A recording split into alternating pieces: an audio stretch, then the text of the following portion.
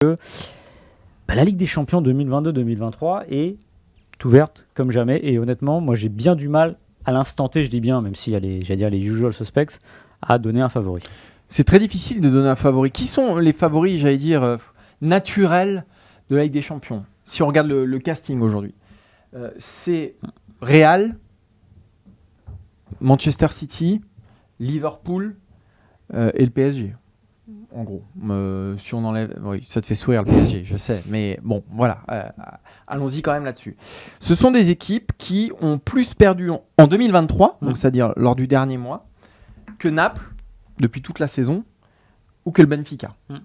Alors ça ne dit pas tout, mais ce sont des équipes qui traversent quand même des énormes zones de turbulence qui n'épargnent pas les gros clubs. On peut même prendre le Bayern Munich, qui, même si ça va un petit peu mieux, ils ont battu le Werder, démarre tout doucement sa reprise post-Coupe du Monde, malgré le mois de coupure qu'il y a eu en Bundesliga. Donc c'est ce qu'on disait dans le premier sujet. Plus les clubs ont des individualités qui ont été très sollicités mentalement et physiquement au Qatar, plus c'est compliqué de redémarrer. Et cette Ligue des Champions, elle reprend dans ce contexte-là. Or, aujourd'hui, les grands favoris à la victoire finale sont ceux qui avaient le plus de joueurs sollicités au Qatar. Donc, c'est très, très, très compliqué de déterminer un favori. Moi, sur ce que je vois depuis le début de saison, si j'ai un favori, c'est qui ? Ce serait Naples. Naples qui casse tout en Italie. Naples qui casse tout en Ligue des Champions, qui a notamment battu Liverpool. Mais est-ce qu'on peut faire Naples le favori à la Ligue des Champions ? C'est très compliqué parce qu'il faut aussi avoir un passé. La Ligue des Champions, on sait qu'elle ne s'offre pas à n'importe qui, même si le Napoli n'est pas n'importe qui, mais au regard des palmarès du Real, de Liverpool et d'autres. Voilà. Et puis, je mettrai aussi une petite limite à Naples, c'est que je pense que c'est presque plus important pour eux d'être champion d'Italie que d'être champion d'Europe cette année. Ouais, et puis plus le titre est quasiment dans la poche. Moi, alors, comme pour le PSG, est-ce que la Coupe du Monde a rebattu les cartes ? Oui, en partie, mais elle a un peu bon dos, encore une fois, parce que reprenez, ça nous paraît loin maintenant, mais le premier tour de la Ligue des Champions, Benfica a terminé devant le PSG. Le Benfica a tenu tête au PSG.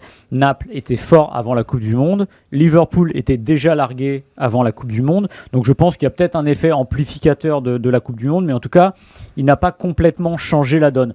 Là où il a changé la donne, en revanche, c'est sûr que comme le PSG ou un club comme Manchester City se retrouve dans un moment assez charnière, assez particulier à jouer, parce que justement, il faut tout remettre en marche.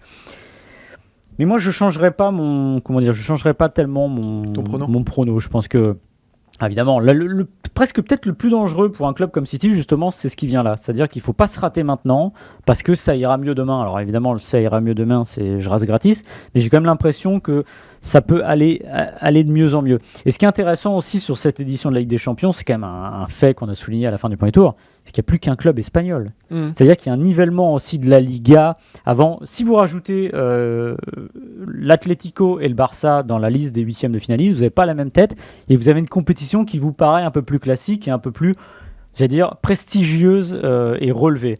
Or, c'est pas le cas puisqu'ils ne sont plus là, c'est qu'ils ne méritaient pas. Mais en tout cas, je pense qu'il y a aussi cet effet qui fait qu'on se retrouve avec l'Eintracht de Francfort, par exemple. Je crois que c'est Francfort-Naples d'ailleurs en huitième. Oui. C'est pas des huitièmes dont on a forcément l'habitude. Mais qui disent quelque chose aussi. Mais qui disent quelque chose des rapports de force, exactement.